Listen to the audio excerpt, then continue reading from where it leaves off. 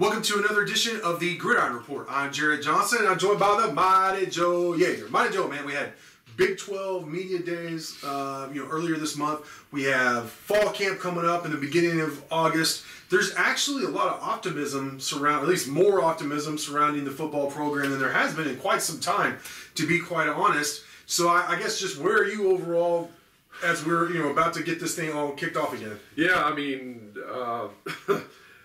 I have been kind of down on the program the last several years, and wasn't expecting too much. But hey, I'm definitely on the KoolAid drinking side of the scale right now. Yeah. With this team. I'm back on the bandwagon. I think the potential is there for this team to be very good. It's interesting to see kind of the national perception, which seems to be a little bit all over the place. I mean, you see some guys saying, hey, look out for Texas Tech. And then you see Vegas saying the over-under for wins is 4.5, and so forth. So, people overall really don't know what to expect from this Texas Tech team. It seems like they're like, okay, potentially it looks pretty good, but when has Tech been good? When's the last time? So, but like I said, I'm optimistic. I'm ready to go. I'm more excited about football now than I've been in a long time. I think you'd be one of the toughest guys to get back on the KoolAid side if someone would have asked me in terms of like, I'm trying to serve you up some KoolAid, Mighty Joe. Come on, drink. Like, no, I'm not doing that. Gatorade. Yeah, some Gatorade. There you go.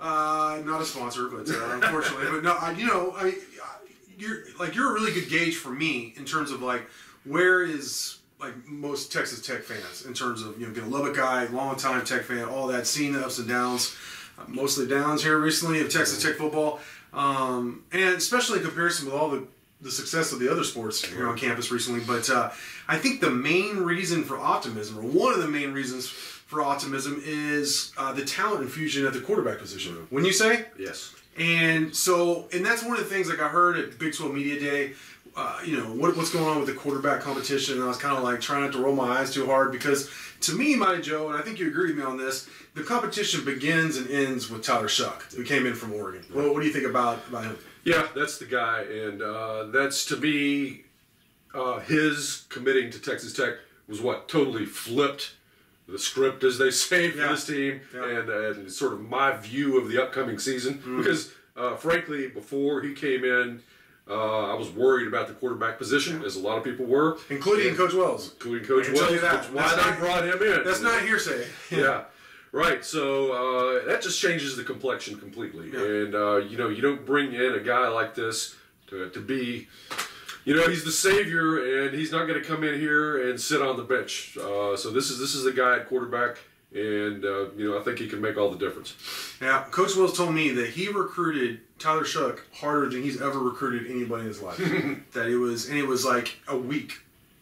So it was intense. It's a totally different type of recruiting someone from the transfer portal than obviously high school where it's months and all that, Sure.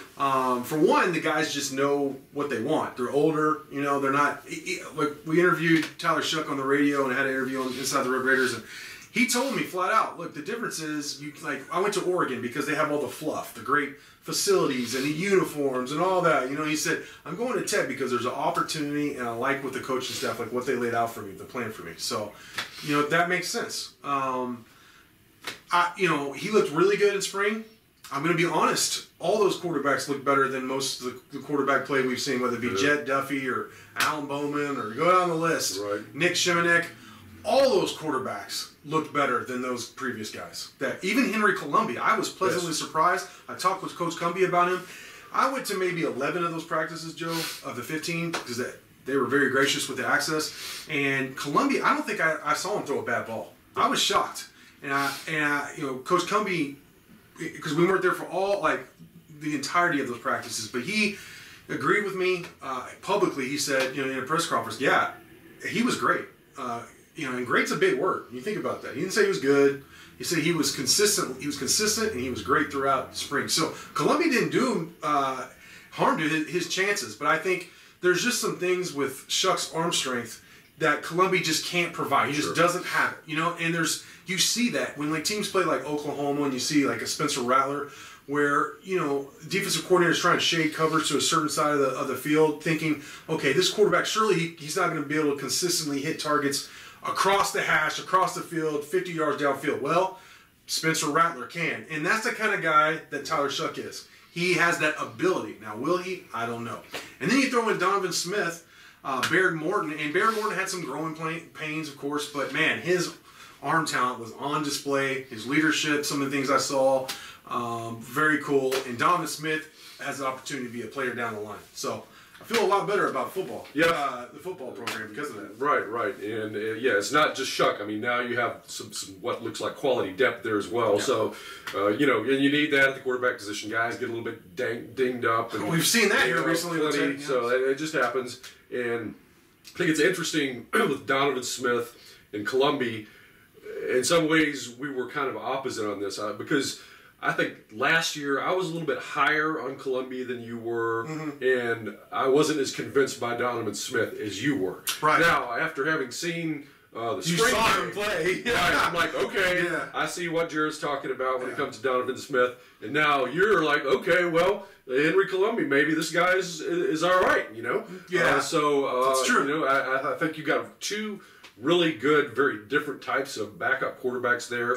And as far as Behren Morton goes, that's the guy for the future. Yes. And I haven't seen anything that makes me feel like he isn't the future, other than maybe Donovan Smith might keep him on the bench for a while, Sure. And don't forget Tyler Shough. I mean, he could go to the NFL, but he has 3 seasons of eligibility remaining. So, all those guys have multiple years of eligibility remaining, with Smith and Morton having 4 seasons of eligibility each, So the future is bright at the quarterback position for Texas Tech, and I can't believe... Honestly, I think you really got to tip the cap to Coach Wells and the recruiting staff for just turning that what was just a really bad position of bats. But you can't be bad at the quarterback position in football, period, nowadays. And now it's turned into possibly a strength. Yes. So I'm excited about that. Excited about seeing that play out and things becoming official in fall camp.